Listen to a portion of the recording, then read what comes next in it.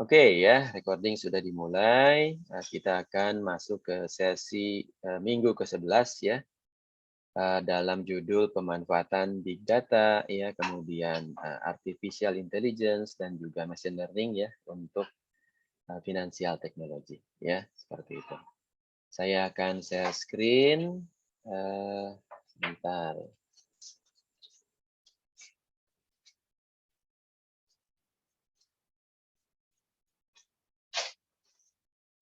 Masih agak kagok nih ya. Oke. Set. Sip. Saya share sekarang ya. Nah, ini dia. Oke, udah kelihatan ya.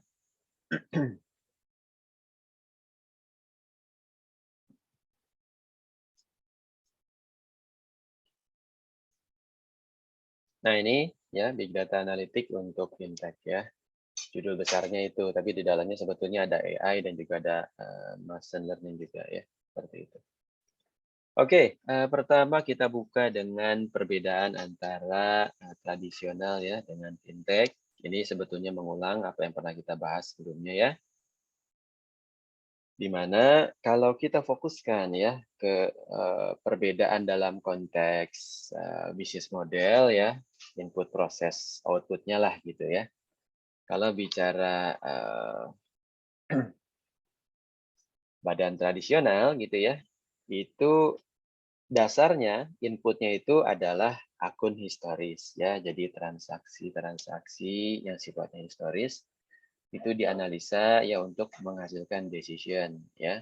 Seperti itu gitu. Nah, kemudian bedanya dengan fintech ya, fintech ini tidak hanya akun historisnya gitu ya. Tidak hanya itu, tapi juga ada data-data istilahnya data eksotik gitu ya. Data eksotik ya data yang sifatnya lebih tidak terstruktur biasanya ya. Kalau yang data terstruktur itu pada pakai pendekatan database biasa gitu ya, relational database management system seperti itu. Nah, sementara kalau fintech itu sekarang kebanyakan ya standarnya sudah menggunakan exotic data ini ya, data-data tidak terstruktur yang dikolek dari berbagai sumber ya, sosmed misalnya ya, analisis-analisis sentimen segala macam seperti yang kemarin juga ada sharing session ya di 2 kuliah umum kita. Kemudian nanti akan dilakukan yang namanya advanced analysis gitu ya, analisis yang sifatnya lebih spesifik ya. Tentu kalian akan belajar ini secara ini ya, basicnya itu ada di pelajaran terkait dengan data manajemen ya. Ada struktur data gitu ya, ada analitiknya, ada segala macam ya. Kemudian bagi kalian yang tertarik untuk masuk dan mempelajari lebih dalam ya, itu ada peminatan enterprise data management ya. Nah, di situ nanti ada big data management ya, data mining dan kawan-kawan ya, ada 4 mata kuliah peminatan. Oke, itu kurang lebih ya dalam konteks bagaimana data processing, data analitik dilakukan, perbedaannya di tradisional dan fintech. Walaupun ya sekarang yang tradisional pun sebetulnya juga sudah beralih ya, banyak menggunakan teknologi yang sama juga dengan pesaingnya yaitu fintech ya. Ya karena kalau enggak nanti mereka ini ya nggak survive ya. Nah, incumbent companies ini secara survive-nya ya harus mau mengadopsi teknologi digital. Gitu ya, Rayhan ya. Nah, sekarang kalau kita masuk ya, apa yang dimaksud dengan exotic data ya, kemudian advanced analytics itu seperti apa? Nah, ini didefinisikan merupakan sekumpulan data yang tidak lazim ya untuk disimpan dan dimanipulasi ya untuk analisis. Nah, misalnya ya, ada data geografi ya, data lokasi tempat dan segala macam, tampilannya juga gitu ya. Kemudian data gambar ya, video gitu ya, video TikTok misalnya ya, atau di sosmed ya. Kemudian data spasial juga biasanya berkaitan dengan data geografi juga ya. Nah, data spasial itu ya ini ya, GIS gitu ya, seperti Google Map dan kawan-kawannya itu data spasial ya. Kemudian audio misalnya ya. audio, video, multimedia, itu semua adalah data tidak terstruktur ya, yang dinamakan lainnya adalah exotic data ya, seperti itu. Nah, kemudian advance analytic-nya itu dipakai untuk apa aja gitu ya. Nah, ini beberapa aplikasinya ya, misalnya untuk menganalisis trading ya. Trading sebelumnya kan kita belajar ya, konseptual trading seperti apa di bursa gitu ya. Itu kan ada penjualan-penjualan saham misalnya ya, kemudian juga instrumen-instrumen efek lainnya gitu ya, itu kan dijual belikan ya. Nah, itu analisisnya dipakai untuk itu gitu ya. Kemudian untuk prediksi juga ya, prediksi finansial ke depan. Kemudian bisa untuk credit scoring juga ya. Credit scoring itu adalah analisis ya untuk menilai kredit ya, atau kredit itu utang ya. Jadi kalau analisis utang lah gitu ya, analisis kemampuan dalam berhutang kurang lebih ya.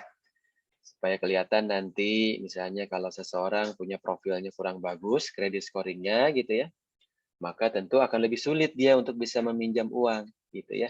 Seperti itu kalau konteksnya personal ya. Bisa juga levelnya bisnis ya. Bisnis direpresentasikan oleh organisasi bisnis ya.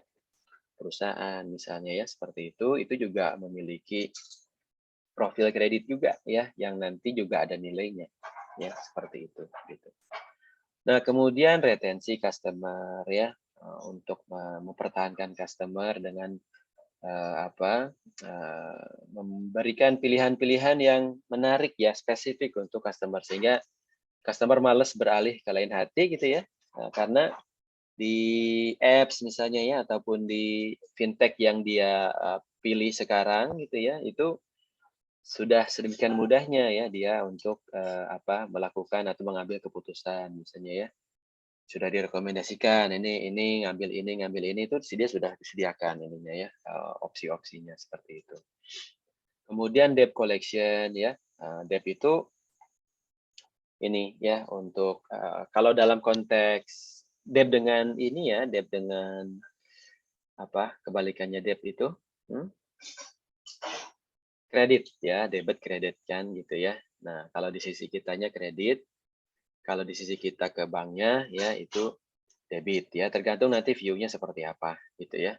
Nah, debt collection ini ya menagih hutang, tapi ini perspektifnya bank gitu ya terhadap kita gitu ya. Sementara kita mengkredit ke bank ya, makanya ada kartu kredit namanya ya. Nah, kartu kredit itu sebetulnya kartu berhutang gitu ya. Nah, di situ nanti akan dikasih limit gitu ya, berapa banyak kita boleh berhutang gitu ya. Misalnya dikasih limit 10 juta, 20 juta, 100 juta ya. Tergantung kemampuan orangnya ya, bisa sampai miliaran juga seperti itu.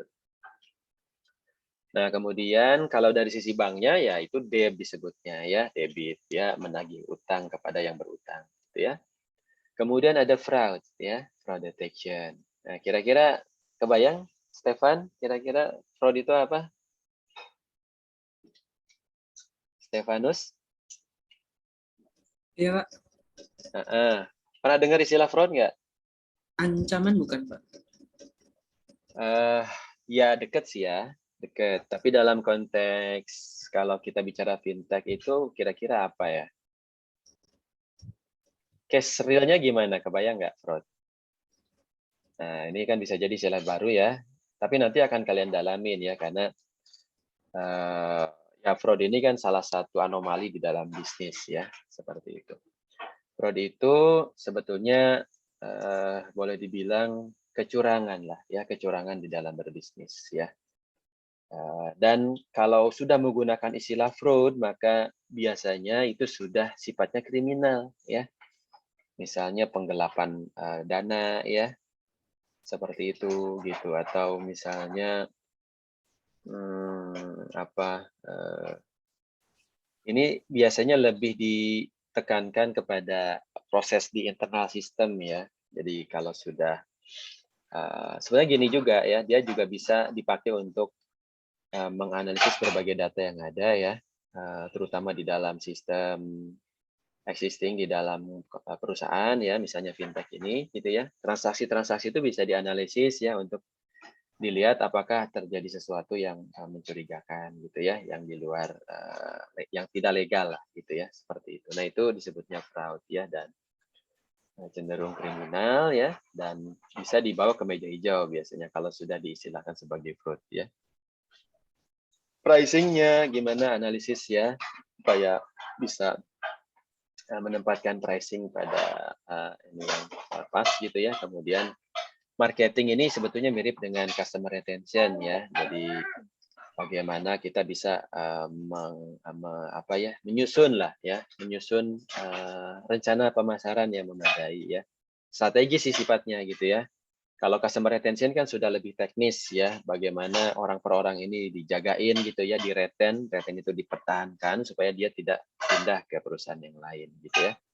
Kalau marketing lebih luas lagi ya, bisa untuk memperluas pasar gitu ya, mengambil dari kompetitor kan gitu ya, gimana tekniknya, strateginya, nah itu marketing ya, seperti itu. Gitu. Kemudian, nah ini ya, ini overall-nya ya, overall. Nah di sini seperti biasa ya, banyak muncul brand ya, ini bagus sebetulnya ya, dan menjadi menarik juga bagi visual kita ya, bahwa variasinya banyak ya, Anda lihat ya.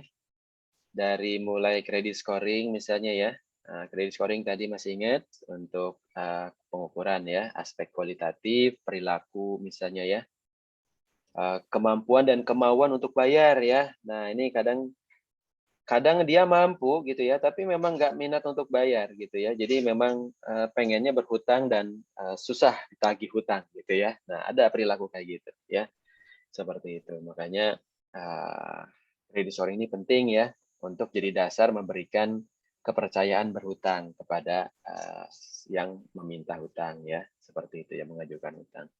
Disebutnya P2P lending ya, P2P, peer to peer ya, peer to peer lending. Kemudian financing itu pembiayaan ya, SME misalnya. SME itu ini ya, small medium enterprise ya. Nah, apa SME dalam bahasa Indonesianya nih kita? Semi, Pak. SMI. Nah, ini kan ada nih SMI nih. Nah, pernah dengar istilah SMI? SEMI kan ya, Pak? Ini nih ada di layar nih. Nah, SMI, SME ya kalau bahasa Indonesia-nya. SES. Belum pernah dengar SME? Small Medium Enterprise. Yes ya, bahasa Indonesia-nya itu UKM ya. UKM pasti pernah dengar lah ya. Usaha kecil menengah ya, nah itu SMI ya, seperti itu. Nah, itu contohnya Prosper misalnya ya, Lending Club, Ondek ya, KBS. Ini merek-merek luar negeri sih ya. Di kita nggak ini ya, bukan ini merek. Nah tentu kalau kalian nanti untuk Tubes pastinya produk lokal gitu ya, karena harapannya kan kalian bisa mengakses secara langsung ya perusahaan-perusahaan tersebut, produk-produk tersebut gitu ya, sehingga nanti kalian bisa analisis lebih lanjut ya, seperti itu. Nah, kemudian untuk marketing ya, bisa untuk akuisisi tadi yang saya maksud ya. Akuisisi itu nambah market ya, nambah kue gitu ya. Seperti itu. Sementara kalau customer retention dan loyalty, kesetiaan gitu ya, itu adalah mempertahankan kue yang ada gitu ya. Seperti itu gitu. Nah, itu kan tergantung nanti kuenya besar nggak gitu ya. Seperti itu. Kalau kuenya besar kan kita masih bisa bagi-bagi dengan porsi yang cukup besar gitu kan.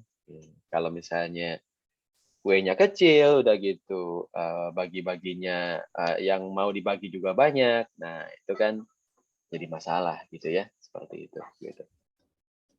Nah, kemudian contoh ya untuk tools untuk marketing misalnya Carlytic ya, analisis card ya, Cartera, True Axis, Segment misalnya seperti itu. Nah, ini untuk penawaran iklan misalnya ya, untuk mengurangi biaya akuisisi pelanggan ya, dibuat lebih mudah ya untuk menambah rekening baru misalnya.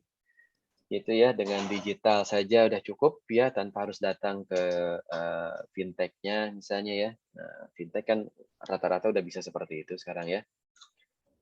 Sekarang juga ini ya, launching bank baru ya, bank digital ya. Kalau sebelumnya kan ada BCA, Bank Jago gitu ya. Atau masih unit-unit bentuknya ya, seperti punyanya BTPN, Jenius misalnya, itu kan produk-produk bank digital semua sebetulnya ya. Seperti itu. Nah, sekarang muncul juga Bank Alo namanya ya, ALLO ya, itu dari grupnya Hairul Tanjung ya, Citigroup seperti itu. Kemudian untuk manajemen risiko juga ya, bisa di sini untuk predictive analysis ya. Nah, prediktif itu memperkirakan ke masa depan. Ya, kira-kira untuk misalnya menganalisis ya, apakah terjadi fraud atau tidak gitu ya. Kemudian bisa ditambah dengan berbagai macam fitur ya, behavior analytics misalnya ya, kemudian biometrik analisis dan segala macam ya. Itu contohnya. Nah, ini ada beberapa ya. Centrifuge misalnya ya, Vizai, Klarna gitu. Itu aplikasi-aplikasi. Ini sebetulnya kayak Klarna ini sebetulnya bank digital gitu ya. Fintech lah gitu ya. Fintech untuk bisa menjembatani terjadinya pembayaran ya dari satu apa istilahnya penjual gitu ya ke pembeli ya. Jadi dia bayar tidak lewat ini ya, tidak lewat bank gitu ya, tapi difasilitasi oleh si Klarna ini gitu ya. Tapi nanti si Klarnanya connect ke bank gitu.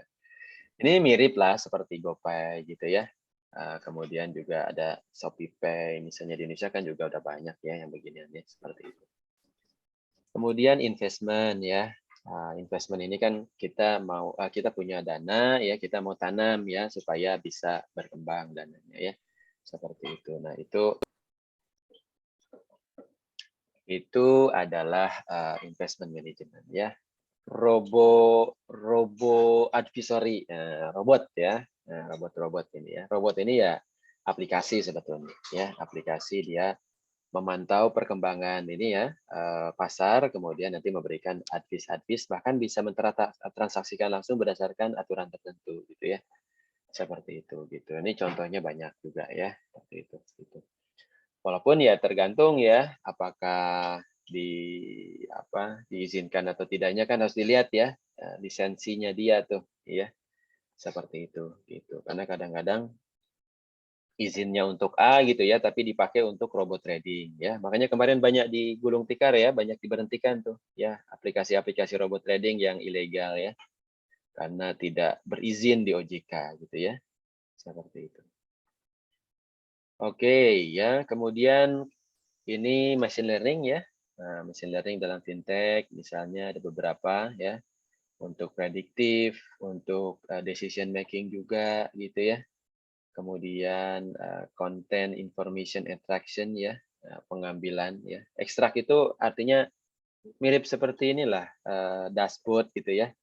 Nah, itu kan bisa juga ya dengan menggunakan machine learning ya. Machine learning nanti bicaranya proses pengenalan ini ya, proses pengenalan datanya nanti ya. Dia harus bisa berpikir ya, makin lama makin pintar gitu ya, dengan algoritma tertentu gitu ya, untuk mengenali fenomena tertentu ya, seperti itu gitu. Nah, kemudian fraud detection, identity management gitu ya, kemudian trading ya, trading algoritma juga ya, seperti yang dipakai di robot tadi ya. Nah, ini contoh ya, predictive analysis ya, prosesnya itu tadi ada beberapa ya, contoh perusahaannya Lending Club, Kabaj misalnya ya, LendUp. Kemudian ini prosesnya biasanya seperti ini gitu ya, yang tadinya bisa cukup lama kalau kita lewat bank ini ya, bank konvensional gitu ya.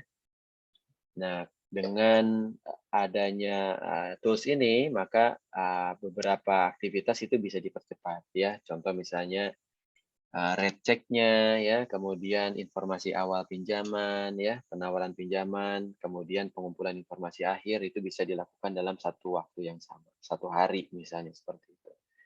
Nah, sisanya baru ya penawaran kepada investor, kemudian keputusan investor, ya validasi, baru nanti dananya di ini kan ya, dananya didapatkan seperti itu. Gitu.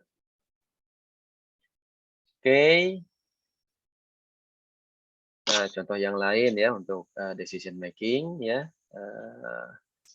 Untuk memproses data, membuat keputusan terkait dengan pinjaman supaya lebih cepat dan efisien ya. Contoh misalnya AFIM ya, ini Affirm kalau bahasa Inggrisnya ya.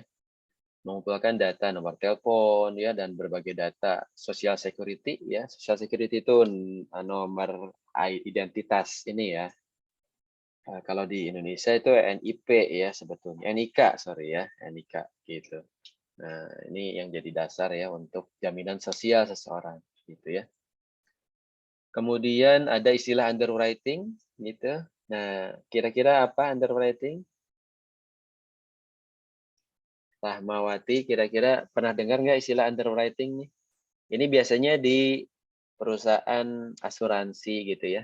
Ada proses untuk bisa ya ini ya lakukan underwriting ini memastikan nilai ya biasanya. Nilai dari asuransi misalnya ya. Kemudian dia intinya menghitung ya ini ya aspek risiko lah biasanya ya menakar. Nah bahasa lainnya menakar itu ya seperti itu. Gitu. Kemudian ada Just Finance misalnya ya keputusan kreditnya juga cepat banget ya sampai cuma 10 detik ya udah bisa ngeluarin keputusan. Kemudian Bill Guard ya. Nah, dia bisa mendetek aktivitas kartu ya, kemudian warning ya, warning biaya-biaya tersembunyi misalnya ya, salah tagih ataupun scam-scam ya dari pihak lain misalnya ya. Oke, itu contoh ya untuk decision making, kemudian untuk extraction ya, misalnya ekstra konten web ya. Nah, untuk gali artikel, gali publikasi, dokumen, misalnya ada perusahaan data min misalnya ya, data mining. Nah, ini kalian juga ada mata kuliahnya ya, nanti kalian bisa pilih ya mata kuliah pilihan ini. Ada AlphaSense juga misalnya ya. Nah, di sini ada API nih. Zilan nih, API apa nih kira-kira Zilan?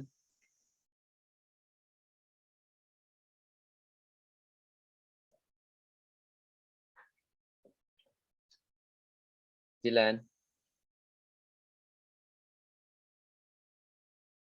Ya, Pak. API apa Zilan? Pernah dengar nggak API? Pernah, Pak. Apa tuh? API itu Application Programming Interface.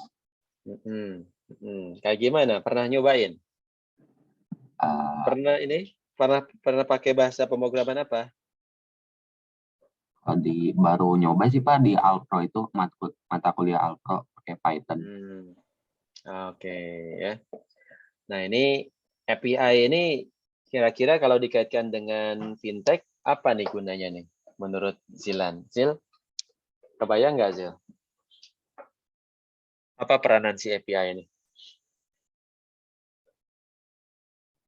Belum tahu, Pak. Belum ya.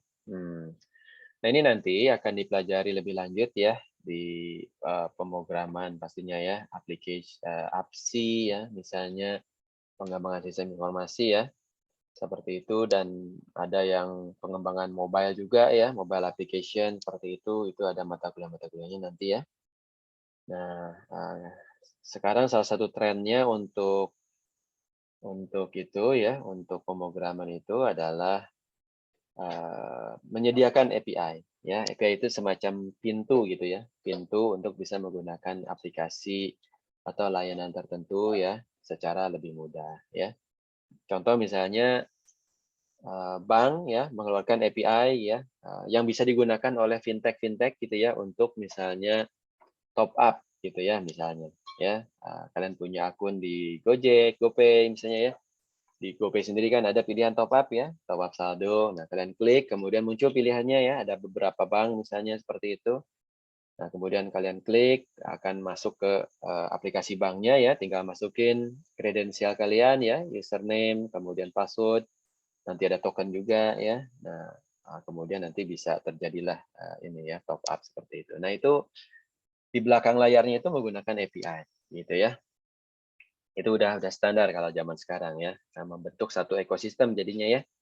Jadi saling bekerja sama tuh satu sama lain ya. Yang padahal sebetulnya kompetitor ya.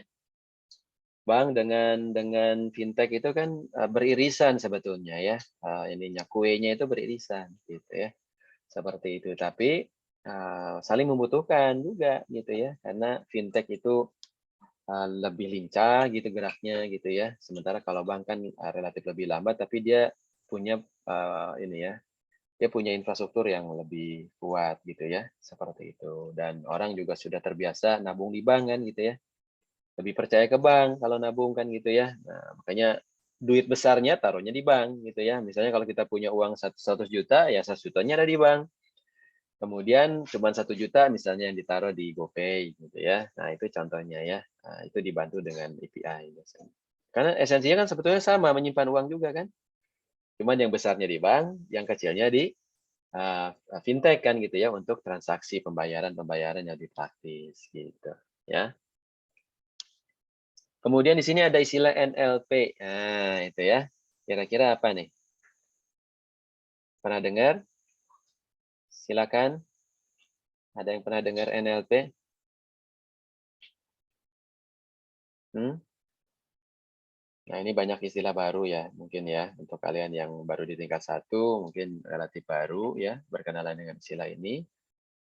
Nanti bisa jadi pendalaman juga ya, sekarang juga banyak dicari nih. Ya, ini data science ya, ilmu data science ya, NLP segala macam itu untuk ini ya, untuk analisis ini apa data sih memang ya, kata per kata, machine learning itu nanti ada kaitan juga dengan. Oke ya, kita percepat karena ini banyak ya, slide-nya ini banyak, cukup banyak dibanding yang sebelum-sebelumnya ya. Jadi kita harus percepat. Kemudian untuk fraud misalnya ya, sama identity management ya, ini ada beberapa aplikasi ya, mendeteksi pola kecurangan ya. Bisa juga untuk memfasilitasi autentikasi ya, biometrik misalnya. Ada Vidzai ya, dia bisa mengidentifikasi fraud dalam waktu yang sangat cepat ya. Nah, contoh data-data yang dia kumpulkan ini ya, data internal misalnya transaksi ya, ada di dalam database biasanya. Kemudian data email juga, data Facebook misalnya ya. Nah, ini yang namanya data tidak terstruktur ya. Jadi data-data transaksi normal yang ada di dalam sistem ya, dikombinasikan dengan profil seseorang di luar sistem gitu ya. Bagaimana analisis sosmednya gitu ya, kemudian yang lain-lain juga ya, data pembelian juga bisa jadi ya, nah, itu bisa dikolek juga gitu ya. Semakin rapi ya transaksi-transaksi yang terjadi di satu negara ya, biasanya semua sudah tercatat ya atas nama seseorang gitu ya. Nah, di kita mungkin agak susah karena ini ya, belum berdasarkan identitas yang apa ya, istilahnya cukup kuat ya, single identity number-nya ya, SIN-nya ya, SIN, single identity number-nya belum cukup kuat dipakai di berbagai aplikasi. Kalau di negara yang sudah maju ya, proses ininya ya, proses manajemen keuangan nasionalnya, negaranya, itu cukup dengan satu NIK saja ya, cukup dengan satu tadi personal number ya. Nah, kita bisa pakai itu untuk mengakses layanan apapun ya, baik layanan pemerintahan maupun layanan yang lain ya, layanan e-commerce, layanan perbankan, fintech misalnya ya, cukup dengan modal satu nomor itu aja ya, dan nanti biasanya nomor itu dikaitkan dengan bank kita masing-masing ya, sehingga itu menjadi alat untuk transaksi gitu ya. Di Swedia itu namanya person number ya, dan itu sekaligus menjadi identitas untuk ini juga ya, ngontrol perpajakan juga ya, jadi orang nggak akan bisa berkelit ya, karena segala sesuatu sudah disentralkan ya, identitasnya pasti akan ketahuan siapa yang melakukan itu gitu ya.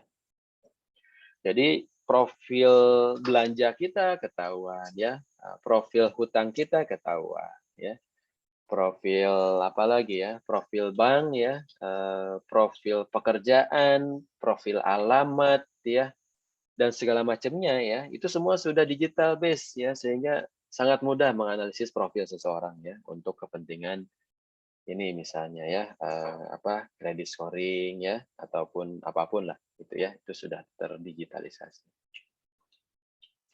Kemudian machine learning untuk trading ya. Nah, misalnya Binatik ya, KFL, Capital Management ya.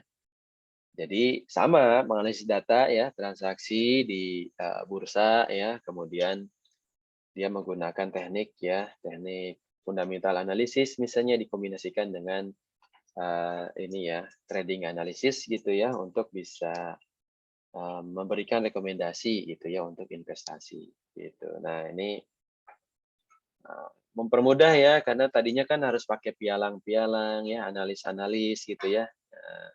Sekarang sudah banyak difasilitasi oleh robot ya, seperti itu. Gitu. Oke ya, kemudian ini AI ya, artificial intelligence ya, simulasi proses melalui mesin ya, seperti itu. Prosesnya learning ya. Nah, ini kata dasarnya learning memang ya. Kenapa? Karena AI itu perlu di-training ya, perlu learn ya supaya dia makin lama makin pintar ya. Jadi tetap aja pada dasarnya karena buatan manusia ya, pada dasarnya dia kalau nggak di-training ya bodoh gitu ya. Dia harus diberikan data-data pancingan gitu ya, dan makin lama dia nanti akan makin pintar ya. Dia bisa membedakan berbagai fenomena yang ada ya, untuk bisa menjadi dasar untuk dia memutuskan ya, AI seperti itu gitu. Jadi seolah-olah kayak pintar gitu ya, seperti itu. Nah, reasoning itu ya, reasoning itu dia nanti bikin rule-rule ya, bikin rule-rule, pakai rule-rule tertentu gitu ya untuk kesimpulan tertentu ya, sehingga nanti dia bisa mengambil keputusan tertentu ya, seperti itu. Sudah banyak dipakai ya AI di berbagai aplikasi ya, tidak hanya untuk finansial sebetulnya ya, di berbagai ini juga sudah dipakai seperti itu. Bisa untuk analisis finansial ya, trading, lending misalnya ya, bisa juga untuk interaksi ya, misalnya chatbot ya. Sekarang kan rata-rata banyaknya pakai chatbot ya. Jadi kalau kita kontak customer service itu pasti yang paling depan itu adalah robotnya dulu gitu ya. Nah, kalau bisa dijawab oleh robot, nah udah berarti kan nggak perlu ke belakang ya, ketemu sama customer service aslinya gitu ya. Kalau dulu kan sampai bahkan ada perusahaan customer service khusus gitu ya, di mana dia menangani call dari berbagai lokasi gitu ya, dari berbagai time zone ya, untuk memfasilitasi mengakses ke dalam sistem gitu ya, difasilitasi oleh customer service online ini gitu ya. Nah, kalau sekarang bisa dibantu oleh chatbot ya, personal banking juga misalnya. Oke ya, ini ada 41 fintech. Ini data tahun berapa ya? 2014 nih ya, udah agak lama ya. Seperti itu. Sekarang udah jauh lebih banyak pastinya ya, seperti itu. Tapi kalau secara kategorisasinya masih seperti ini ya, rasanya belum ada yang baru lagi ya. Prediktif, trading ya, bot misalnya ya, kemudian credit scoring, personal banking, untuk deteksi fraud ya. Nah, yang relatif baru kan blockchain ya, kemudian penagihan hutang nih, debt collection, kemudian search engine ya, kemudian juga market research misalnya ya, sentimen analisis ya. Ini biasa digunakan oleh politikus ya untuk survei-survei nih. Nah, bentar lagi pasti rame ya, bisnis-bisnis ini nih, bisnis sentimen analisis ini rame gitu ya. Survei-survei juga rame ya, karena bentar lagi mau ada pemilu ya, seperti itu. Gitu. Oke, silakan. Ada pertanyaan sampai di sini?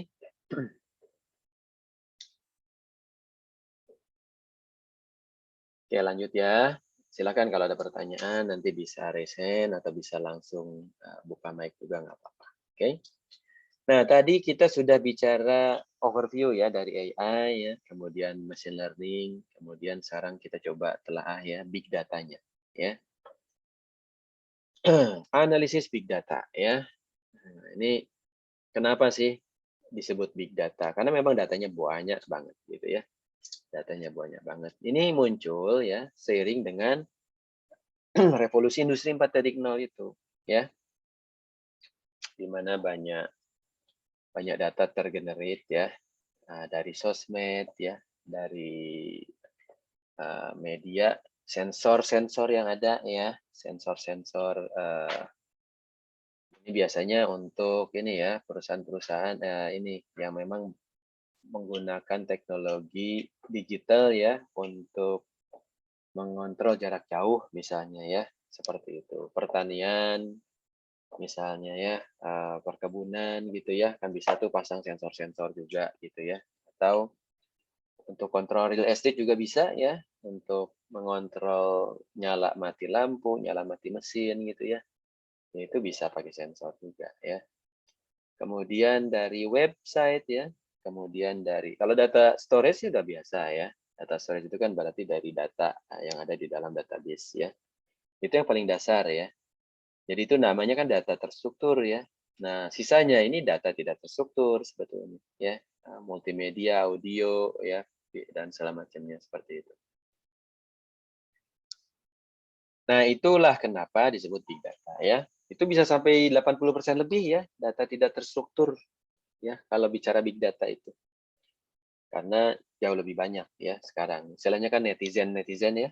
Nah, itu data tidak terstruktur semua tuh ya, komentar-komentar kita di sosmed misalnya ya. Itu bisa dianalisis ya, sentimen-sentimennya ke arah mana ya. Bahkan sekarang muncul karir baru ya, buzzer namanya ya. Buzzer dia identitas palsu sebetulnya kan ya, untuk mengarahkan pendapat di netizen ya, di media ya, seperti itu. Oke ya, prinsipnya adalah 3A ya, predictive analytic ya, untuk akuisisi datanya gimana ya dari raw data, dikolek ya, kemudian dibersihkan ya. Dibersihkan itu distandarkan ya, jangan sampai ada field yang kosong ya. Standarkan itu misalnya gini ya, yang sering jadi data salah itu misalnya data error ya, pengisian tanggal misalnya ya. Kalau nggak pakai kalender ya, sangat mungkin salah isi gitu ya. Misalnya nulis angka 1 ya, apakah 1 doang atau 01 misalnya gitu ya. Itu udah sumber kesalahan tuh. Ya, kalau ditulis langsung gitu ya. Kemudian nulis bulan, ya, nulis bulan ya. Januari 01 gitu ya, atau 1 belaka atau pakai apa gitu ya. Atau pakai bahasa apa gitu ya. Januari dengan Januari bahasa Inggris kan beda gitu. Nah, itu kan sumber kesalahan juga. Nah, makanya perlu ada standarisasi data ya. Nah, kalau nggak standar nanti butuh cleaning ya, distandarkan. Kemudian diproses awal, kemudian dijaga kualitasnya ya. Jadi nanti kalau kalian mendalami data ya sebagai data scientist misalnya ya, maka quality data itu menjadi target nomor 1 ya. Karena modalnya adalah data yang berkualitas ya. Jadi data yang bersih gitu ya. Seperti itu gitu. Kemudian datanya yang bersih itu nanti jadi bahan untuk analisis ya. Kalian buat algoritma untuk analisis ya. Targetnya mau menyelesaikan apa gitu ya. Kemudian bisa dibantu dengan mesin learning juga ya. Prediktif targetnya nanti ke depannya sehingga bisa memberikan apa ya prediksi ke masa depan ya. Gitu. Bahkan nanti ada tahapannya ya. Kalau tadinya deskriptif, prediktif, nanti ada preskriptif ya, tahapan yang lebih canggih lagi. Bisa merekomendasikan sesuatu gitu ya. Kemudian sampai ke kognitif ya, itu yang paling canggih saat ini ya. Tahapannya seperti itu tingkatannya ya. Nah, ini prediktif nih ya. Dia menghubungkan data ya, garis kesimpulan untuk bisa memprediksi masa depan gitu gitu ya. Data di capture ya, bisa berupa data terstruktur, lihat 20% ya, sampai data tidak terstruktur 80%. Kemudian ini acar-acar aja ya. Kemudian ada source datanya ya, apakah tradisional dari database ya. Kemudian XL ini XLS maksudnya ya, Excel. Itu ya. Kemudian CSV atau RDBMS ya, bahasa SQL. Nah, kemudian ada big data ya. Big data ini yang disebutkan ini ya, data lake ya. Kalau kalian nyimpen data tradisional naruhnya di database ya. Tapi kalau naruh data tidak terstruktur ya, data cukup banyak data ya, nyimpannya di data lake namanya ya. Contohnya misalnya Hadoop ya, Apache Hadoop, NoSQL misalnya ya, seperti itu. Nah, kalian harus ini ya, harus eksplorasi pastinya ya. Ini nanti di pelajaran database management itu nanti modal ya big data itu, karena sekarang rata-rata ya sudah menggunakan big data analytics ya, seperti itu. Gitu. Nah, kemudian ada istilah data at rest sama data in motion. Ini sebetulnya basic aja ya. Kalau data disimpan, maka itu data at rest ya. Kalau data in motion berarti datanya lagi berjalan ya, diproses dari satu sistem ke sistem yang lain, itu data in motion ya. Nah, prediksinya bisa menggunakan machine learning ya, atau advanced analytics tadi ya, pada pendekatan big data seperti itu. Kemudian nanti hasilnya itu akan menjadi dasar ya untuk act-nya ya, aksinya mau apa. Gitu. Nah, ini ya, machine learning itu pada dasarnya basisnya kan algoritma ya, seperti itu. Ada 3 jenis ya, ada 3 jenis. Ada yang supervise ya, pelajarannya itu supervise, pembelajarannya itu gitu ya. Jadi kita memberikan data dipandu gitu ya. Itu mirip analoginya kayak kalau misalnya kalian lagi di dalam kelas sebagai student gitu ya. Nah, kalau supervised learning itu berarti ditemenin oleh guru gitu ya, ditemenin oleh dosen misalnya ya, untuk bisa mengolah data tersebut, mengenali data ya, memvalidasi data, mengolah data lebih lanjut ya, dan nanti bisa jadi dasar untuk keputusan gitu ya. Nah, itu namanya supervised learning ya, seperti itu. Jadi datanya udah di-labelin gitu ya. Ini loh, kalau data A ini tampilannya datanya isinya apa aja gitu ya. Data B ini ya isinya apa aja. Sehingga nanti bisa dibedakan antara A dengan B ya. Seperti itu gitu. Nah, ini contoh data berlabel ya. Kalau unsupervised berarti dia langsung ya melihat dari ini ya inputnya ya. Misalnya dia belajar dari apa ya, dari video bisa jadi gitu ya. Sekarang kan ada mobil-mobil pintar ya. Dia tuh ada kameranya ya, dia bisa belajar dari kamera untuk bisa mengenali ya objek-objek yang ada di jalan ya. Nah, sehingga dia bisa memandu ya keberjalanan dari ini ya. Nanti machine learning biasanya dipadukan dengan AI ya, artificial intelligence, sehingga dia nanti bisa lebih pintar ya. Kemudian reinforcement learning ya. Dia prediktif tapi tanpa label ya, seperti itu gitu. Misalnya artificial neural network ya, ini lebih canggih lagi. Kalau ini teknik-tekniknya ya, teknik-teknik yang di bawah, kotak-kotak di bawah ini teknik-teknik untuk supervised learning ya. Bisa pakai Bayes ya, bisa pakai Bayesian itu ya. Kemudian bisa pakai Forest, bisa pakai SVM ya, ini macam-macam. Yang paling banyak disebut secara sederhana sih regresi ya, itu yang paling sederhana untuk supervised.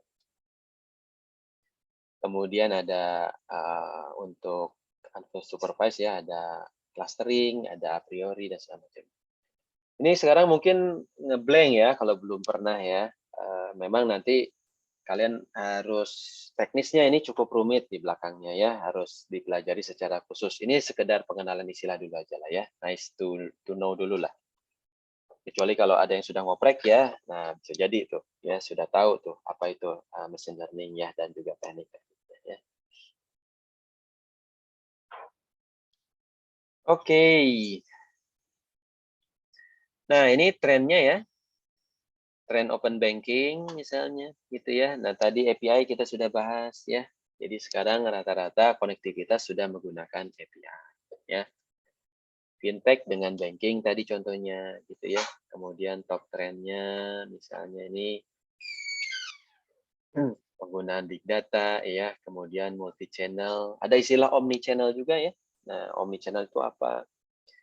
Itu artinya channelnya terhubung ya, menghubungkan antara fisik dengan digital ya, itu omni channel ya. Jadi kalau bicara toko misalnya ya, kita bisa datang langsung ke tokonya, dia punya tokonya gitu ya, walaupun bisa jadi tidak terlalu besar ya. Tapi kita bisa lihat juga ke websitenya gitu ya, dan kita bisa transaksi e-commerce di dalam websitenya. Nah itu namanya omni channel ya. Jadi lengkap channelnya ya, channel digital maupun juga channel fisikal gitu ya, seperti itu. Gitu. Nah, kemudian yang lainnya misalnya ya kerjasama, ekspansi pembayaran digital, merespon regulasi terkini ya, kemudian teknologi digital ya, IoT dan kawan-kawan misalnya ya, kemudian munculnya kompetitor baru ya, ini bond digital company itu ya, kemudian investment ya untuk accelerator misalnya. Nah ini macam-macam ya. Ini ada beberapa angka lainnya ya. Pembukaan rekening baru misalnya.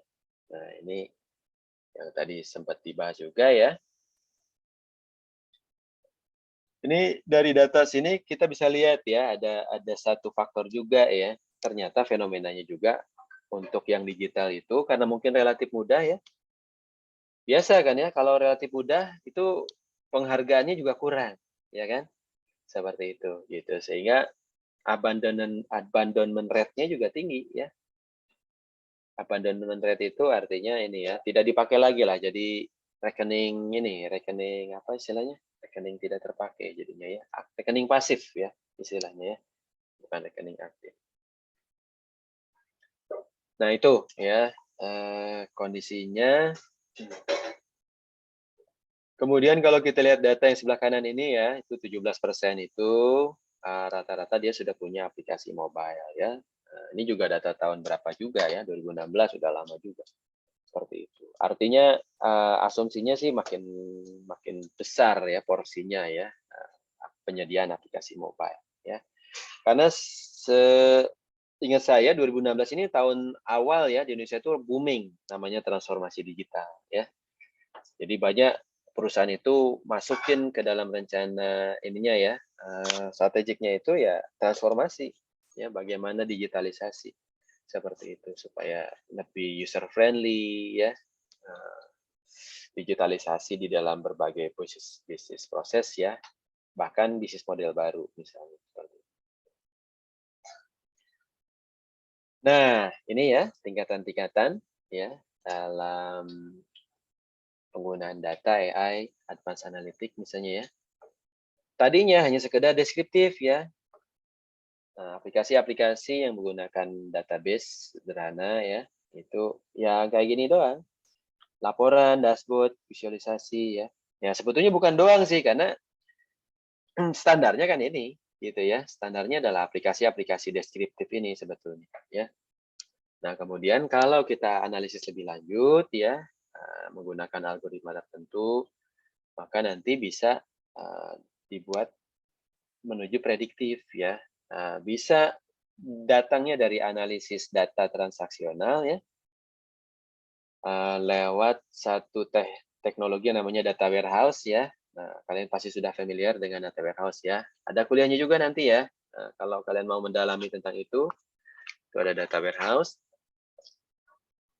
Ada business intelligence ya untuk dashboard-nya gitu ya. Jadi kalau mau memutuskan itu gampang karena ada tampilannya ya.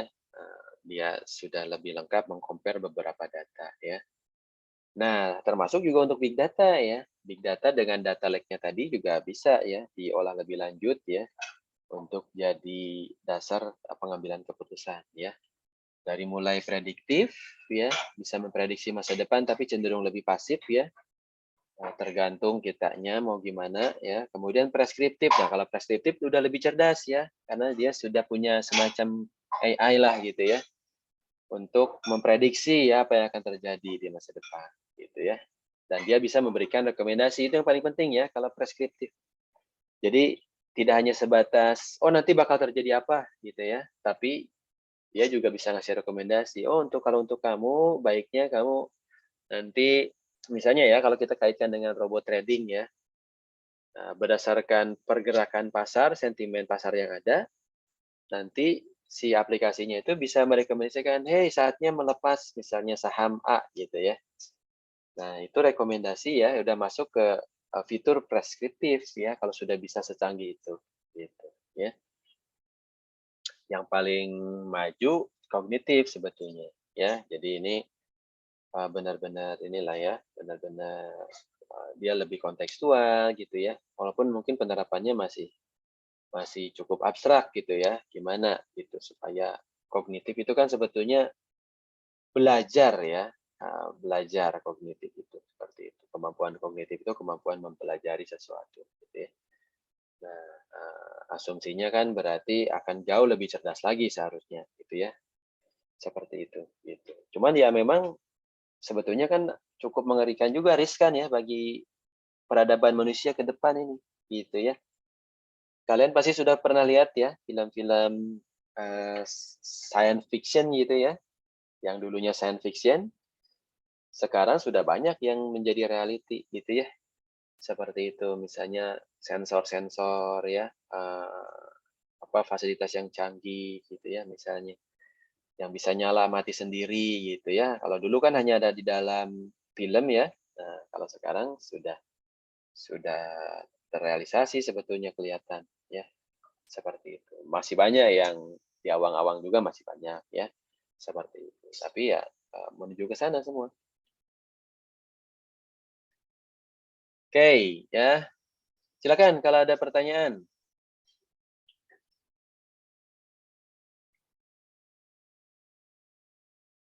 Nah, Ryan pernah dengar istilah PSD nggak? Kalau API kan tadi udah dibahas ya. Nah, pernah dengar PSD? Kalau PS2 pernah ya?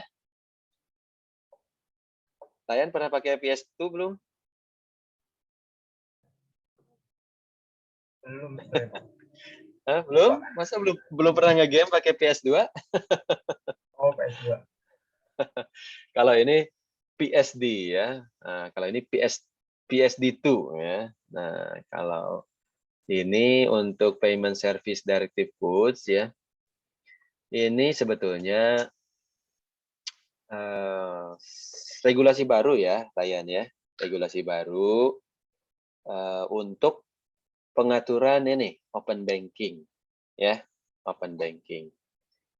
Jadi dia lebih terbuka ya dengan kenapa disebut open banking ya? Karena udah terkoneksi satu sama lain membentuk ekosistem digital itu gitu ya. Jadi bank kerjasama dengan fintech tadi misalnya ya. Kemudian bekerja sama lagi dengan pihak yang lain ya untuk merchant-nya misalnya ya dengan e-commerce ya dengan Bukalapak misalnya gitu ya dengan Tokopedia misalnya. Kemudian asuransinya ya bekerja sama dengan Allianz misalnya, Allianz Digital misalnya. Nah itu ya itu membentuk jadinya satu ekosistem digital ya. Nah caranya ya dengan API ya nyambungin satu sama lain ya memberikan satu service sehingga tinggal bikin MOU gitu ya, kemudian nanti dikasih password untuk bisa mengakses API-nya, gitu ya. Nanti silakan kembangkan sendiri aplikasinya, gitu ya. Nggak usah ribet-ribet ya, harus connect langsung ke aplikasi si banknya misalnya, gitu ya. Tapi cukup ke API-nya saja, di API sudah distandarkan. Kalau Anda mau mengakses data ini ya, data seseorang, maka nanti harus ada data kredensial nanti akan masuk, gitu ya. Kemudian nanti akan bisa diberikan data apa gitu ya sebagai feedbacknya ya misalnya kalau kita asumsikan terjadi transaksi gitu ya maka misalnya bayarnya pengen pakai GoPay misalnya ya kemudian kita lagi belanja di Bukalapak misalnya ya Tapi kita punya duitnya misalnya di Bank Mandiri misalnya. Gitu. Nah, dari Bank Mandiri nanti bisa top up dulu ya ke GoPay. Dan nanti GoPay dipakai bayar ya di ini ya di aplikasi e-commerce-nya misalnya ya. Seperti itu gitu. Nah, itu ya basisnya API gitu ya. Nah, ya ini worldwide ya. Worldwide nih di berbagai belahan dunia ya. Kalau merek lama sih udah dari dulu ya, Mastercard sama Visa ini merek lama ya untuk kartu kredit ya. Kalau di kartu kalian itu pasti ada salah satu lambang ini pastinya ya, Mastercard atau Visa. Seperti itu gitu. Nah, yang lainnya ini relatif baru ya. PayPal udah lama ya, Alipay juga udah relatif lama gitu ya. Ada untuk payment, ada untuk trading ya, untuk remittance ya. Nah, ini menarik nih, remittance. David, menurut kamu remittance ini apa, Fit? Pernah dengar nggak istilah remittance? Belum pernah dengar sih, Pak. Belum pernah? Pernah ngirim Iya. uang nggak? Pernah ngirim uang pakai apa? Pakai giro atau pakai apa ya? Pakai aplikasi pos atau apa? Remittance Eh, atau Western Union misalnya gitu ya kalau dulu ya. Nah, ini memang ini ya, ini biasanya dipakai oleh ini ya, misalnya TKW, TKI di luar negeri itu ya kalau mau ngirim uang, kalau dia nggak punya transfer antar bank ya, nah dilewatkan pakai remittance ini gitu ya. Seperti itu. Kalau kalian kayaknya nggak ngalamin deh rasanya ya, masa-masa pakai remittance kayak gini ya. Seperti ini gitu. Nah, kemudian ada B2B payment ya. B2B itu antar bisnis ya. Autentikasi, verifikasi, akunting misalnya ya, finansial, Bitcoin, payment, penerimaan payment ya, investasi sama lending juga dan juga billing ya. Nah, ini banyak contohnya ya dan juga pastinya akan lebih ramai lagi kalau diupdate lagi itu ya. Ini datanya juga data beberapa tahun sebelumnya ya. Cuman kalau modelnya sih masih gini-gini ya. Misalnya bank channel ya. Ini untuk API biasanya ya. Disediakan sebagai API untuk channel dari produk milik bank ya. Kan lebih cepat gitu ya karena tinggal connect aja lewat API-nya. Kemudian app market ya. Nah, layanannya lewat API ke pengembang pihak ketiga ya. Nah, itu ujung-ujungnya menciptakan ekosistem jadinya ya. Ekosistem. Nah, tentu nanti ada charging ya pastinya ya. Setiap kali kita menggunakan layanan yang ada di dalam API, maka si pihak penyedia API-nya dia akan dapat fee ya. Nah, ini yang disebut sebagai fee based ya transaction ya. Seperti itu. Ini terkenal ya. Sekarang zamannya fee based lah, sedikit-sedikit fee ya gitu ya. Jadi kalau Anda ngelewati API tertentu maka akan ada charging-nya gitu ya, nyewa itunya, nyewa API-nya seperti itu. Nah itu kalau di dunia bisnis ya, kalau di dunia pemerintahan ya API-nya dipakai untuk memberikan pelayanan ya, seperti itu gitu. Pelayanan ya kadang ada pembayarannya juga pastinya gitu ya, tapi ya normatifnya kalau di pemerintahan ya untuk memberikan akses ya.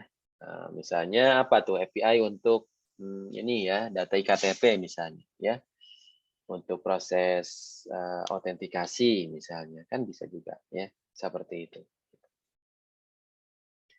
Kemudian ada istilahnya distributor ya, integrasi dengan layanan keuangan yang eksternal ya. Kemudian agregator juga ada ya, agregator.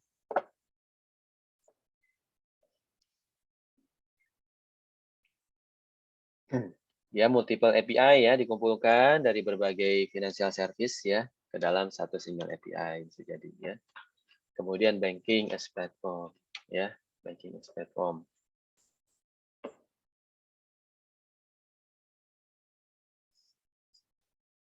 Nah, ini contoh ya, contoh cashless dari Gojek misalnya. Ya,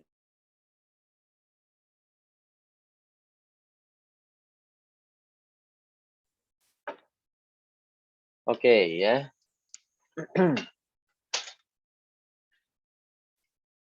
Ini contoh ya untuk GoPay, dia bisa connect ke GoFood ya, ke berbagai layanan yang dia sediakan juga ya di internalnya dia ya, seperti itu.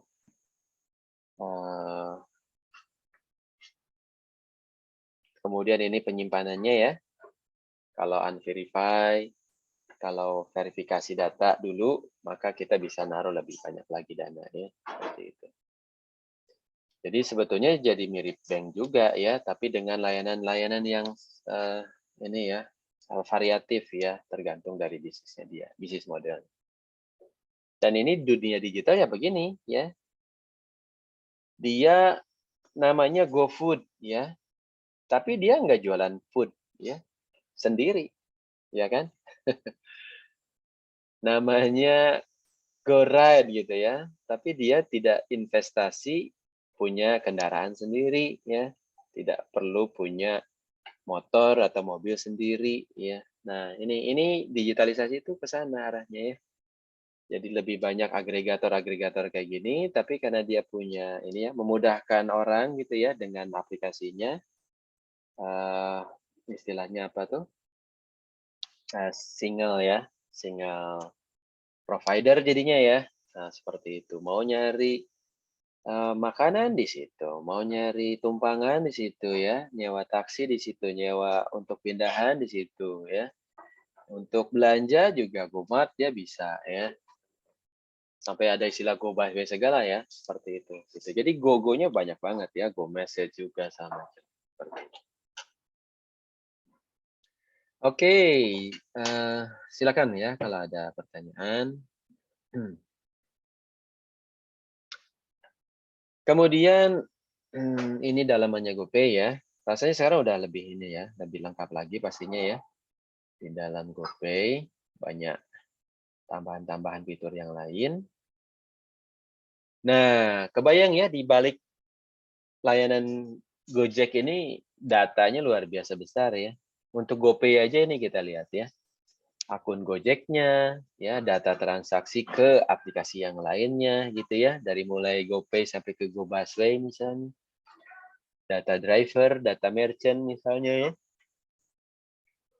Nah, ini potensinya ya, potensinya misalnya bisa jual data ya. Bisa analisis sentimen ya, cenderung kemana misalnya ya. Kemudian bisa statistik analisis ya untuk market research ya. Sekarang orang banyak belanja apa, merek apa ya, kemudian dapat di harga berapa dan semacamnya ya. Pergerakan kayak gitu bisa dianalisis ya. Nah, yang canggih yang kanan ini prediktif ya. Misalnya untuk credit scoring ya, analisis market, underwriting tadi untuk insurance ya, fraud untuk kecurangan, marketing, retensi, pricing juga, sama cross selling. Nah, ini menarik nih cross selling ya. Cross selling.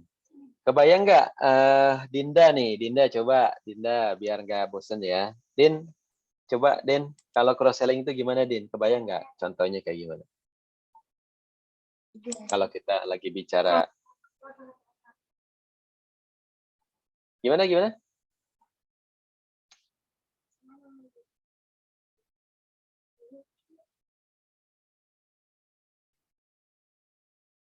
YouTube ya cross-selling, Pak. Yes.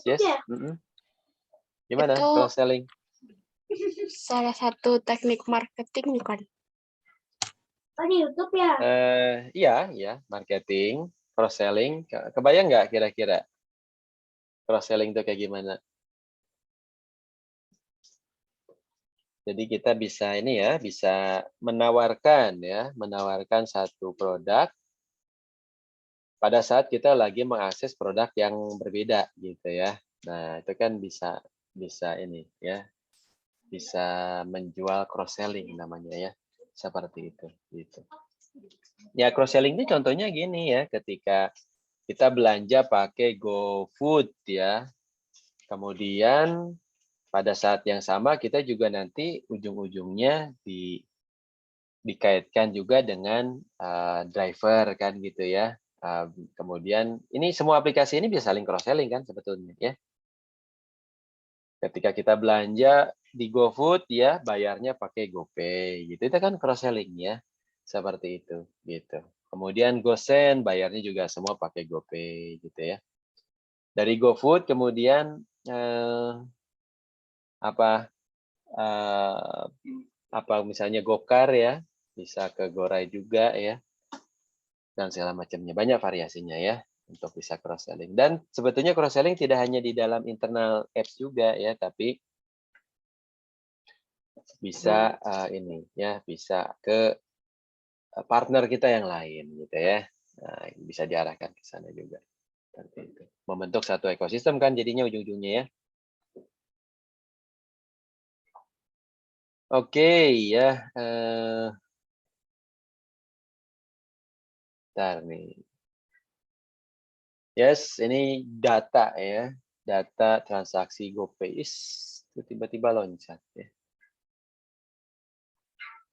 Ini sekedar nunjukin aja ya bahwa data yang terlibat dalam GoPay transaction ini banyak ya. Kebayang ya kalau bocor ya. Nah, ini bisa dipakai untuk yang lain-lain ya. Seperti itu gitu.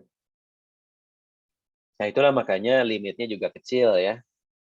Limitnya kecil karena security-nya juga risk-nya besar ya, secara inherent bawaannya cukup besar sehingga kalau tidak divalidasi maka tidak boleh lebih dari 1 juta rupiah tuh transaksi ya. 1 juta pun udah lumayan besar sebetulnya ya.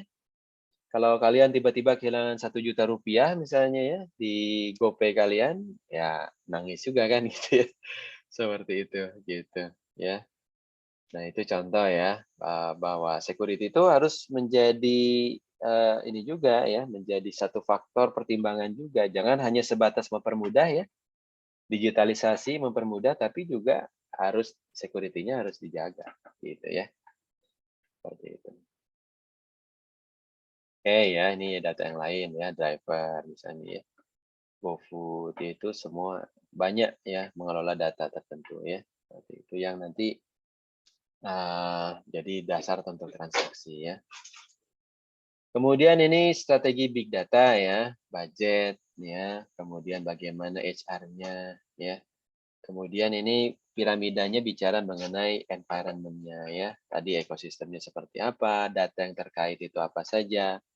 Kemudian data dianalisis ya, menghasilkan keputusan ya untuk mengawal ya bisnis case tertentu. Gitu ya, bisnis case tertentu misalnya GoRide, GoFood gitu ya, itu bisnis case tertentu ya. Seperti itu. Oke. Nah, ini udah masuk ke ini ya, contoh-contoh ya. Ini sudah menjelang selesai ya. Ini tentu menjadi satu referensi yang bagus gitu ya untuk kalian coba analisis ya untuk yang bahan tugas besar ya. Seperti itu. Ini Klarna misalnya. Klarna ini biasa saya pakai nih ya di Swedia ya. Seperti itu. Dia perusahaan e-commerce besar ya di pusatnya memang di Swedia tapi di Eropa ini udah connect ya. Di berbagai merchant di Eropa ini udah standar pakai Klarna ya. Seperti itu. Minimal ada Klarna di opsinya gitu ya. Sama lah kalau di Indonesia ya, kalau kalian belanja di satu e-commerce ya, misalnya Buka atau Topet gitu ya, ataupun Shopee, pilihan bayarnya kan banyak ya, pilihan bayarnya. Nah, ini GoPay di Eropa lah gitu ya, dia bisa. Dan si Klarna ini pinter ya, dia bahkan menyediakan pembayaran langsung gitu ya, bisa langsung connect ke bank tertentu ya. Kemudian bisa connect ke ini juga ya, dia menyediakan juga pay later ya. Nah, pay later itu kan juga sebetulnya udah standar juga di Indonesia kan udah banyak ya pay later ya. Tergantung profilnya juga nanti gitu ya, seberapa banyak pay later boleh dibebankan gitu ya. Kalau kita biar terpercaya ya, kredit scoringnya bagus ya, pay later kita bisa semakin tinggi gitu ya. Kita pengen bayarnya 1 bulan kemudian gitu ya. Nah, akhirnya jadi membuka layanan berhutang gitu ya. Layanan berhutang seperti itu kan sebetulnya mirip banking juga gitu ya, cuman dia posisinya berada di tengah gitu ya, di ujung ya, bertemu dengan pelanggan secara langsung dan dia connect kemana-mana gitu ya. Dia connect ke bank, dia connect ke ininya ya, ke pelanggannya, dia connect ke bisa jadi logistiknya bisa jadi kan gitu ya dan segala macam seperti itu gitu ya. Ini Klarna ya, Klarna dia bahasa pemrogramannya Anda lihat ya, ada bahasa pemrograman Erlang namanya ya, atau OTP ya. OTP-nya ini bukan OTP untuk token ya, seperti itu. Kemudian transaksinya cukup banyak ya. Ini tahun berapa ya? Ini pasti udah jauh lebih besar lagi ya, seperti itu. Gitu. Oke ya, ini contoh saja. Kemudian ada yang lain, misalnya IASD ya. Ini equity funding, dia bisa ini ya, investornya besar banget ya. Makanya perusahaan-perusahaan kayak gini itu ada istilah bakar duit ya. Pasti pernah dengar ya istilah bakar duit ya. Jadi untuk bisa meraih pasar, dia memberikan promosi gede-gedean, gila-gilaan ya, seperti itu. Gitu. Nah, itu ini perusahaan ini ya, machine intelligence ya. Jadi untuk machine learning ya, artificial intelligence seperti itu, dia bisa memberikan predictive model ya, dengan menggunakan big data tertentu. Nah, contoh misalnya ya, untuk pemodelan CCAR namanya ya. Ini capital analysis dan review ya, yang tadinya butuh waktu sangat lama ya, zaman dulu. Sekarang cuman dengan waktu segini gitu ya, walaupun itu masih lama sebetulnya ya, seperti itu. Nah, kalau zaman sekarang analisis itu kadang instan ya, seperti itu. Gitu. Oke ya, ini outputnya berupa risk modeling ya, modeling resiko. Kemudian ini tampilan, ini platformnya IASD ya, Anda bisa lihat di sini. Dia pakai Big Data Hadoop ya, untuk penyimpanan data lake-nya. Kemudian Machine Intelligence platformnya ya, dia pakai Python di pemrogramannya ya. Kemudian dia juga pakai RESTful API ya, REST API di sini. Salah satu jenis API ya. Kemudian ada model topologi, machine learning yang digunakan ya, kemudian juga mathematical layer-nya.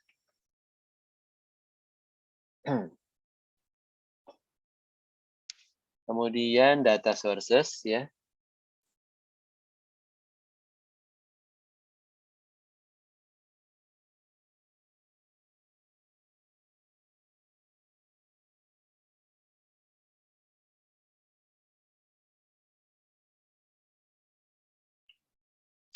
Oke ya. Nah, ini data sources-nya Anda lihat ya, ini database-nya nih ya.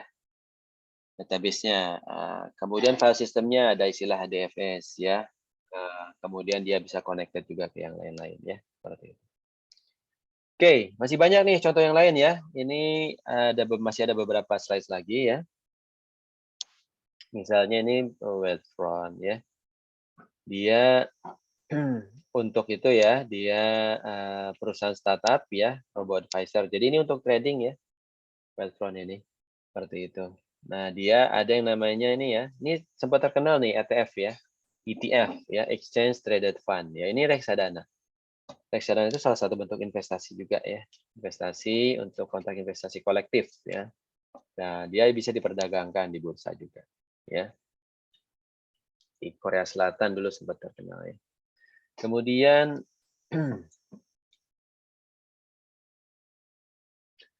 dia bahasa pemrogramannya R ya. Nah, ini ya. Jadi kalau kalian mau main ke data scientist ya, ke data analitik mainannya, maka biasanya kalau nggak R, Python ya. Itu yang biasa dipakai orang ya, seperti itu.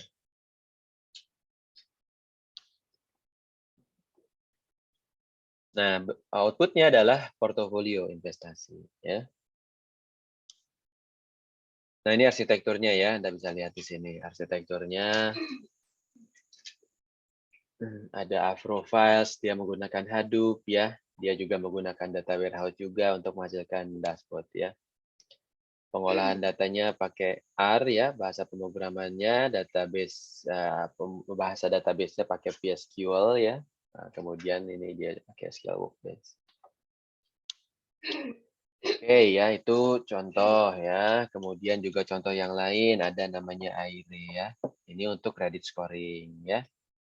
Credit scoring ini dia mendapatkan modal dari investor ya, kurang lebih segini gitu ya. Kemudian 7 round itu berarti dia ini ya, 4 round itu artinya dia 4 kali gitu ya. Mungkin sekarang udah lebih banyak lagi roundnya ya, seperti itu. Di ronde pertama siapa yang invest ya, kemudian ada orang lain ikutan ya, terus nambah lagi seperti itu. Makin besar ya pemilik saham. Capaian bisnisnya internasional ya ini ya, akhirnya ini ya. Dia startup untuk credit scoring tadi ya, membantu untuk riwayat pinjaman ya, untuk mempermudah peminjaman uang. Di Indonesia juga kemarin ada ya kredit ini ya, sebetulnya bukan credit scoring ya, kemarin sempat sharing session juga tuh, cuman saya lupa namanya ya. Jadi dia connecting dengan data KTP ya, iktp gitu ya, kemudian dia connecting dengan berbagai ini ya, dia bisa menyediakan layanan ini apa namanya kredensial ya. Kredensial itu adalah layanan autentikasi ya. Jadi kalau nanti kalian mau misalnya daftar ya di satu aplikasi digital ya, itu kalian tidak perlu daftar dulu gitu ya, masuk bikin account misalnya di situ gitu ya, tapi cukup connecting aja ya dari account kalian itu cukup dipasang di aplikasi tersebut gitu ya. Kemudian nanti aplikasinya yang connect ya ke si aplikasi digital tadi gitu ya. Sehingga kalau mau bikin akun baru ya, tidak perlu heboh ya, misalnya masukin iktp lagi gitu ya, isi data lagi dan segala macam. Nah kalau Indonesia kan sebelumnya ya, bikin aplikasi baru ya bikin lagi login baru gitu ya. Kebayangkan kalau misalnya terjadi kebocoran data ya, kita nggak tahu itu bocornya dari mana gitu ya. Tiba-tiba ada yang banyak yang telepon-telepon ke kita ya dari telemarketing gitu ya, kerangkring gitu, nawarin produk gitu. Kita nggak tahu ya bocornya itu dari aplikasi yang mana gitu ya. Nah, karena di setiap layanan kita bikin akun baru ya, dan kita naruh data kita ya. Kita kirim iktp kita ke situ. Kadang-kadang nggak lewat sistem ngirimnya ya, lewat WhatsApp-nya si agennya juga bisa jadi kan gitu ya. Nah itu sumber kebocoran sebetulnya ya. Dengan mudah nanti dia jual data kita ya, si ini ya, si marketer tadi ya, seperti itu gitu. Dan memang dijual ya di black market itu dijual ya, data lengkap seseorang ya, itu tinggal beli aja gitu ya. Satu orang dihargai berapa rupiah gitu, itu udah biasa ya, seperti itu gitu. Oke, kemudian ada Centrifuge ya. Nah, ini dari Virginia, US ya. Dia menyediakan interaktif analitik ya untuk menganalisis eksplorasi berbagai data kolaboratif ya. Seperti itu gitu. Nah, keluarannya berupa fraud score ya. Kalau tadi berupa credit score, kalau ini fraud score ya. Nah, ini kan bisa jadi pemain-pemain lama itu terdeteksi semua di sini gitu ya. Kemudian kalau melihat di sini dia bisa, kalau tadi ya, kalau credit score itu ini ya, orang bisa terdeteksi profil peminjamannya seperti apa untuk dasar meminjam lagi. Kalau fraud score dia bisa menganalisis ini ya, berdasarkan algoritma tertentu dia bisa mengidentifikasi ya terjadinya fraud gitu, kecurangan pada satu ini ya, satu bisnis ya, seperti itu gitu. Itu ya tentunya penting untuk proses audit ya, biasanya ya, audit untuk mencek kecurangan yang terjadi baik dari internal maupun dari pelanggan ya. Bisa jadi kan ada yang menyalahgunakan haknya gitu ya, seperti itu. Kemudian ini contoh ya, contoh tampilan ini ya, platformnya Centrifuge seperti apa, dia bisa connect kemana saja, keluarannya ya, channelnya. Kemudian ini sebetulnya dia aplikasi ini ya, Visual Network Analysis Software ya. Jadi visual memang ya. Kita kan pengennya yang cantik-cantik ya, dashboard cantik, kita tinggal lihat saja gitu ya, tanpa peduli dengan data data apa istilahnya ya, data angka yang kompleks di belakangnya gitu ya. Oke ya, itu nih, ini Anda lihat ya di sini sistemnya ya, Windows servernya, kemudian ada Linux juga ya. Bisa dipasang di situ ya. Kalau kalian mau pakai untuk oprek ya, mau bikin startup misalnya ya, untuk analisis fraud, nah itu bisa ya. Vidzai dia dari US juga ya. Itu fraud detection juga sama ya. Saingannya si ini tadi ya, siapa? Centrifuge tadi ya, seperti itu.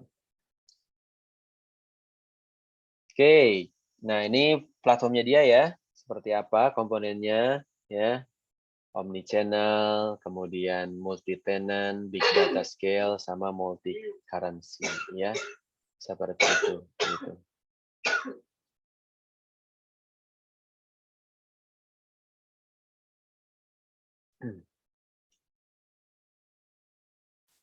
Oke ya, nah ini arsitekturnya ya, arsitektur Vidzai, user interface, komponen, konektor, teknologi. Nah ini nanti kalian juga harus pintar ya mendesain arsitektur seperti ini ya. Dan nanti kalian akan belajar ya di mata kuliah namanya di tingkat 3 sih ya. Nanti yang namanya enterprise arsitektur ya, ada modeling. Bagaimana memodelkan secara enterprise ya. Nah, kalau bicara bisnis model, bisnis proses di satu perusahaan ya, organisasi. Tapi kalian juga belajar modeling di level aplikasi ya. Kayak gini kan ini di level aplikasi sebetulnya ya. Nanti di APSI misalnya ya, itu atau di mobile application itu nanti ada ya pemodelan di level softwarenya seperti apa gitu ya, untuk masuk ke pemodelan yang lebih detail, pemodelan data ya, IRD misalnya ya, pemodelan programmingnya pakai UML bisa jadi kan gitu ya, seperti itu. Oke ya, nah kemudian ini arsitektur lainnya ya dari Vidzai di breakdown lebih lanjut ya. Nah nanti kalian ya pada satu bus, alangkah baiknya kalau bisa menganalisis juga seperti ini ya, bisnis modelnya dia seperti apa sih gitu ya. Nanti kan bisa kalian lihat ya dari berbagai dokumentasi yang ada, nah nanti bisa dimasukin. Nanti saya ini dulu ya, saya wrap up dulu template-nya ya. Bukan template sih, contoh ya. Nah, kalian bisa ngikutin caranya nanti di sana. Kalau template itu kadang cuman ininya doang ya, kadang cuman apa kerangkanya doang. Nah kalau ini nanti mudah-mudahan juga bisa saya share ya, yang memang contoh lah ya, contoh dari laporan real ya dari tahun sebelumnya seperti itu. Ada Zafin ya untuk ini ya, rekomendasi produk dan juga harga ya, seperti itu. Artinya dia berarti kan dia mantengin semua ini ya pergerakan harga ya, seperti itu gitu. Informasi nasabah, informasi produk, informasi pricing ya, ada di sana. Nah ini ya, ini platformnya Zapin ya, seperti ini ya, channelnya seperti apa, back end-nya seperti apa gitu ya, front end sama back end-nya seperti apa gitu ya, ada di sini secara besarannya. Kemudian Kadlitik ya, data intelligence ya untuk membantu pemasaran ya. Jadi banyak ya, banyak pemanfaatannya bisa ke berbagai bidang seperti itu. Nah, dia posisinya di sini, dia menghubungkan antara bank dengan retailer ya. Jadi ada istilahnya offer placement system dan ada offer management system ya. Dia bisa kampanye ke shop-shop gitu ya. Kemudian offeringnya itu bisa masuk ke dalam ke bank gitu ya. Kemudian nanti keluar hasil performansinya seperti apa. Gitu ya. Jadi sebetulnya peluangnya besar ya untuk menghubungkan, kalau kalian nanti mau bikin startup ya, maka peluangnya besar untuk cari bisnis model ya yang bisa menghubungkan antara pembeli ya dengan penjual ya, dan juga dengan ini, dengan penyedia finansial ya. Seperti itu. Itu sangat potensial ya untuk bisa jadi startup ya. Cari bisnis model yang baru, gali gitu ya. Kemudian nanti pitching gitu ya istilahnya ya. Pitching itu artinya kalian nanti akan ketemu dengan investor-investor ya, angel-angel investor gitu ya, yang nanti mau menjadi pemegang saham gitu ya. Nah, kalau ide kalian bagus, nanti akan dibiayai ya, kemudian kalian nanti bisa bikin startup ya, seperti itu. Oke, ya, ini simpulan untuk open banking ya. Sorry, open banking di sebelah kiri ya, simpulannya sebelah kanan ya, seperti itu, gitu. Big data, AI ya, machine learning ya, dia merupakan teknologi digital utama fintech ya, untuk jalanin bisnisnya seperti itu, gitu. Jadi udah nggak mungkin lagi manual ya, bisnis seperti ini bisnis digital ya, digital bisnis. Ada mata kuliahnya juga ya, digital bisnis ya, nanti silakan diambil kalau mau mengembangkan ini layanan digital. Kemudian algoritma tentunya ya menjadi satu faktor utama ya. Dan memang ada sampai muncul ini ya, tidak hanya yang baik-baiknya saja ya digitalisasi, tapi juga muncul digital resiko yang negatifnya juga lumayan banyak gitu ya. Security misalnya ya, kemudian algorithmification ya, ethics misalnya ya, etika manusia. Karena manusia jadi banyak ini ya, banyak yang tidak akan terpakai nanti di masa depan gitu ya, karena banyak digantikan oleh aplikasi ya, digital. Seperti itu. Gitu ya. Minimal inilah ya yang teller customer service yang di depan itu ya, itu kan sudah pada nggak ada ya. Masuk ke tol sekarang tinggal gesek gitu ya. Bahkan sebetulnya kalau di luar negeri itu tinggal lewat doang ya, nggak perlu lagi scan kartu gitu ya, karena sudah integrated dengan mobilnya, identitas mobil ya. Jadi bayar tol itu udah nggak kerasa ya. Keluar masuk tol udah nggak kerasa mana yang tol, mana yang jalur bukan tol, itu juga nggak, kadang kita jadi nggak kenal lagi gitu ya. Karena udah ini aja ya, udah otomatis dibebankan. Tiba-tiba dapat charging aja gitu ya. Anda keluar masuk tol berapa biayanya gitu ya. Seperti itu gitu. Segala sesuatu udah self service ya, datang ke pom bensin juga tinggal masukin bensin sendiri gitu ya, masukin solar sendiri, tinggal nge-tap card gitu ya. Seperti itu gitu. Cuci mobil juga udah standar gitu ya, udah tinggal nyuci pakai mesin, udah tinggal masuk aja gitu ya. Udah serba inilah, serba otomatis kalau zaman sekarang ya, seperti itu.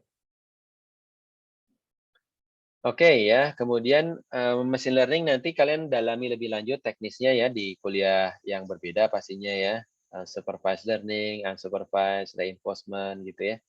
Seperti itu. Nanti akan banyak ya mata kuliah teknis ya di tingkat 2 terutama ya. Tingkat 2, tingkat 3 itu banyak mata kuliah teknis. Nah, mata kuliah yang strategik, taktis ya adanya di tingkat 3 akhir ya dan tingkat 4 biasanya ya, kayak tata kelola, manajemen ya, teknik audit misalnya ya.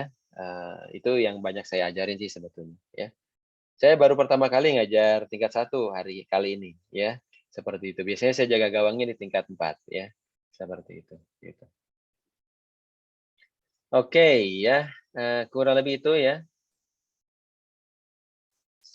Oh ya, berarti materi kita selesai ya. Seperti itu. Silakan, ada pertanyaan?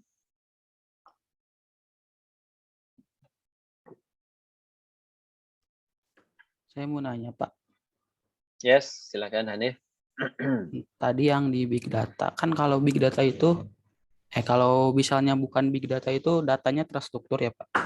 Biasanya tuh kalau data tidak terstruktur kan di BMS-nya tuh ada table, row, field kayak gitu, terus ada sintak SQL-nya buat manipulasi datanya. Nah, kalau misalnya di big data kan itu tadi ada contohnya NoSQL kan. Kalau NoSQL itu kan tidak terstruktur. Nah, kalau mau memanipulasi datanya itu gimana? Pada dasarnya ya, sepemahaman saya itu nanti tetap ada ini ya, tetap ada model penyimpanan datanya gitu ya. Kalau data yang tidak terstruktur itu gitu, di mana ada yang namanya blob data misalnya ya. Jadi tetap nanti akan jadi data gitu ya, akan jadi data dan disimpan di tabel juga gitu ya. Maksudnya dia ada mekanisme penyimpanannya gitu ya, dan bisa dianalisa lebih lanjut ya, seperti itu, dan bisa dimanipulasi lebih lanjut gitu. Memang karena ini relatif baru ya teknologinya, dan juga penggunaannya juga untuk sesuatu yang besar gitu ya, big data contohnya gitu ya.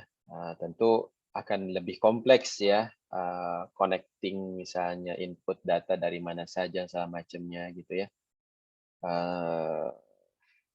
Walaupun ya pada dasarnya tetap yang namanya data lake itu ya penyimpanan data juga gitu ya. Cuman memang dia tekniknya yang berbeda gitu ya. Itu aja sih ya. Memang alangkah baiknya nanti kalian ambil tuh ya mata kuliahnya Big Data ya, karena sekarang zamannya digital ya, zamannya Big Data. Nah, kalau nggak ngerti Big Data ya dan teknisnya gimana, sayang sebetulnya gitu ya. Seperti itu gitu. Kalau zaman saya dulu ya memang belum ada tuh ya Big Dataan ya, mainannya RDBMS paling banter. Saya ngopreknya namanya Directory Services gitu ya. Ngoprek LDAP misalnya ya, ngoprek Active Directory gitu ya. Paling banter jenis database cuman ada 2 itu gitu ya, database untuk ini ya, autentikasi ya.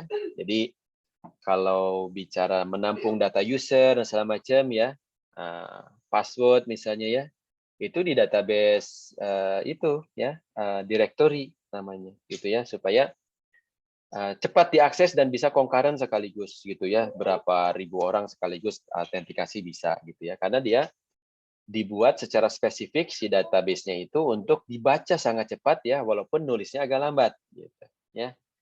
Nah, makanya dia dikhususkan untuk proses ini ya, proses autentikasi. Tapi kalau yang transaksi ya biasanya pakai RDBMS ya.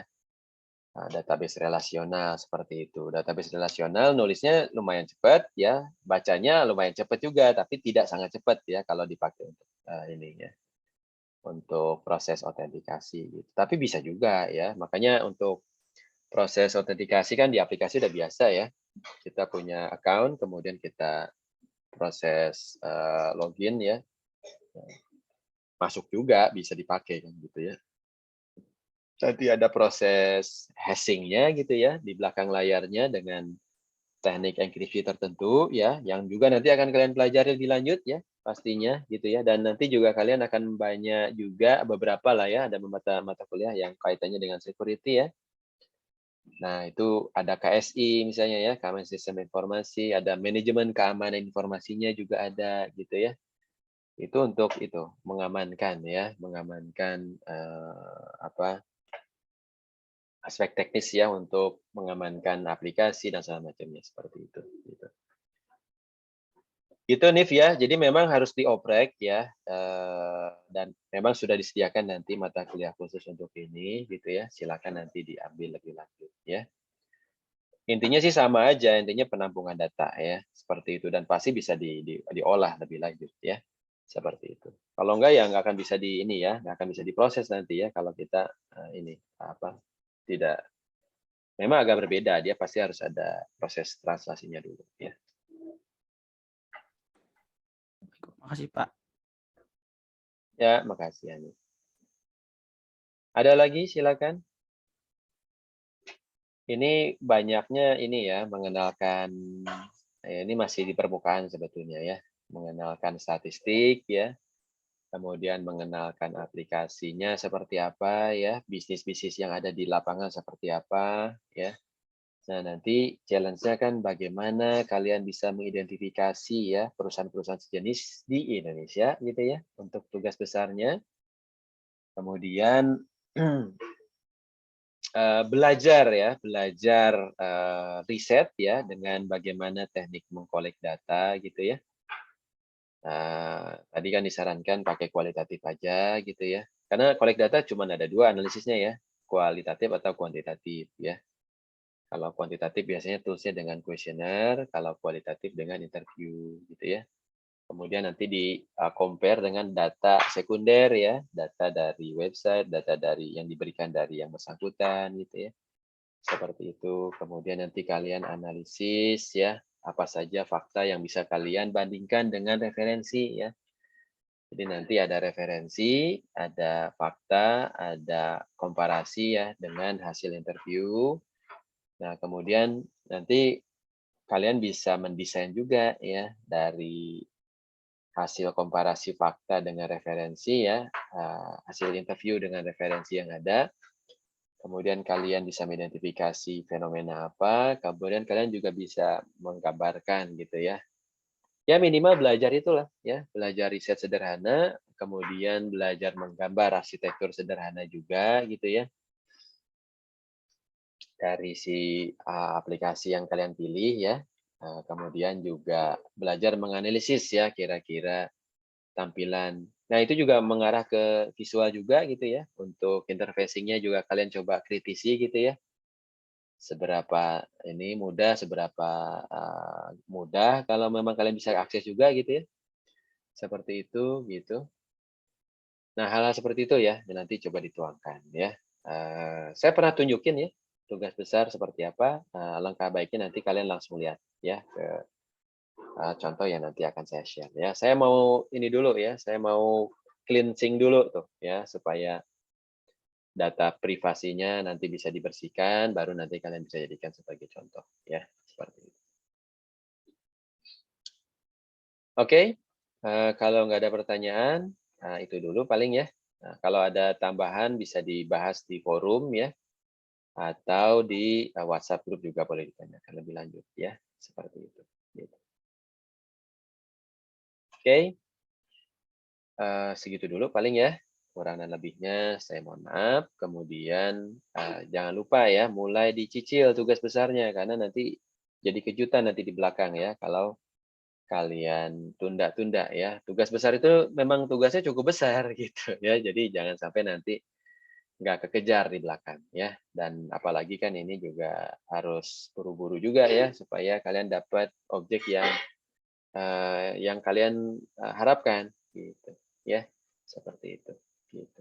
Jangan sampai nanti muncul kesulitan. Dan kalau nanti memang ternyata dibutuhkan persuratan gitu ya, nanti bisa kontak ke admin FRI ya. Kalau misalnya membutuhkan formalitas ya, ini untuk bisa akses datanya seperti itu. Gitu.